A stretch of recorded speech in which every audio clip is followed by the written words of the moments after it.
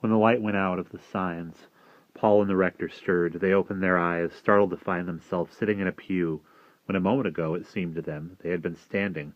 Paul jumped up instinctively, his head turning, questioning. "It's gone," he said. He looked at Will, and a peculiar expression of puzzlement and wonder and awe came over his face. His eyes traveled down to the belt in Will's hands. "What happened?" he said. The rector stood up, his smooth, plump face creased with an effort to make sense of the incomprehensible. "Certainly it has gone," he said, looking round the church. "Whatever influence it was, the Lord be praised."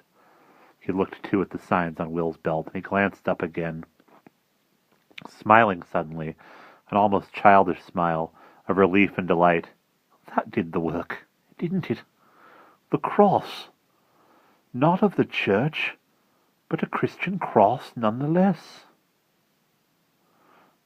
"Very old, them crosses are, Rector," said George unexpectedly. "Made a long time before Christianity, long before Christ." The rector beamed at him. "But not before God," he said simply. The old ones looked at him. There was no answer that would not have offended him, so no one tried to give one, except, after a moment, Will. "There's not really any before or and after, is there?" he said. "Everything that matters is outside time, and comes from there, and can go there." Mr. Beaumont turned to him in surprise. "You mean infinity, of course, my boy." "Not altogether," said the old one that was Will. "I mean the part of all of us, and of all the things we think and believe, that has nothing to do with yesterday, or today, or tomorrow, because it belongs to a different kind of level. Yesterday is still there on that level, tomorrow is there too. You can visit either of them, and all gods are there, and all the things they have ever stood for, and," he said softly, "the opposite too." "Will," said the rector, staring at him, "I am not sure whether you should be exorcised or ordained. You and I must have some long talks very soon." "Yes, we must," said Will equably. He buckled his belt, heavy with its precious burden. He was thinking hard and quickly as he did so, and the chief image before his mind was not Mr. Beaumont's disturbed theological assumptions, but Paul's face. He had seen his brother looking at him with a kind of fearful remoteness that bit into him with the pain of a whiplash. It was more than he could stand. His two worlds must not meet so closely. He raised his head, gathering all his powers, spread straight the fingers of both his hands, and pointed one hand at each of them. "You will forget," he said softly in the old speech. "Forget. "In a church in Edinburgh once. Marvellous," the rector said to Paul, reaching up to do the top button of his overcoat. "The saraband in the 5th suite, you literally had me in tears. He's the greatest cellist in the world, without a doubt." "Oh, yes," said Paul. "Oh, yes, he is." He hunched his shoulders inside his own coat. "Has Mum gone ahead, Will? Hey, Mr. Dawson, hello! Happy Christmas!" And he beamed and nodded at the rest, as they all turned toward the church porch and the scattered flakes of drifting snow. "Happy Christmas, Paul, Mr. Beaumont," said Father Dawson gravely. "A nice service. Very nice." "Ah, seasonal warmth, Frank," said the rector. "A wonderful season, too. Nothing can interfere with our Christmas services, not even all this snow." Laughing and chatting, they went out into the white world, where the snow lay mounded over the invisible tombstones, and the white fields stretched down to the freezing Thames.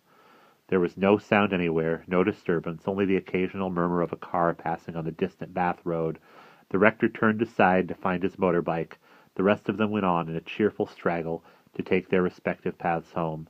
2 black rooks were perched on the lich gate as Will and Paul drew close. They rose into the air slowly, half-hopping, dark, incongruous shapes against the white snow. One of them passed close to Will's feet and dropped something there, giving a deprecatory croak as he passed.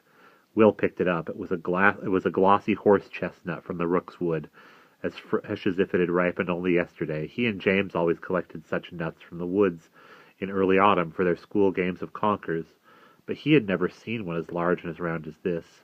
"There now," said Paul, amused. "You have a friend, bringing you an extra Christmas present." "A peace offering, perhaps," said Frank Dawson behind them. with no trace of expression in his deep Buckinghamshire voice. "And then again, perhaps not. Happy Christmas, lads. Enjoy your dinner." And the old ones were gone up the road. Will picked up the conker. "Well, I never," he said. They closed the church gate, knocking a shower of snow from its flat iron bars. Round the corner came the coughing roars of a motorcycle as the rector tried to kick his steed into life. Then a few feet ahead of them, on the trampled snow, the rook flew down again. It walked backwards and forwards irresolutely, looked at Will. "Cock!" it said, very gently for a rook. "Cock! Cock! Cock!" Then it walked a few paces forward to the churchyard fence, jumped down again into the churchyard, and walked back a few paces as before. The invitation could hardly have been more obvious. "Cock!" said the rook again, louder. In the ears of an old one know that birds do not speak with the precision of words. Instead, they communicate emotion. There are many kinds and degrees of emotion, and there are many kinds of expression, even in the language of a bird. But although Will could tell that the rook was obviously asking him to come look at something, he could not tell whether or not the bird was being used by the dark. He paused, thinking what the rook had done. Then he fingered the shiny brown chestnut in his hand. "All right, bird," he said. "One quick look." He went back through the gate, and the rook, croaking like an old swinging door, walked clumsily ahead of him, up the church path and round the corner. Paul watched, grinning.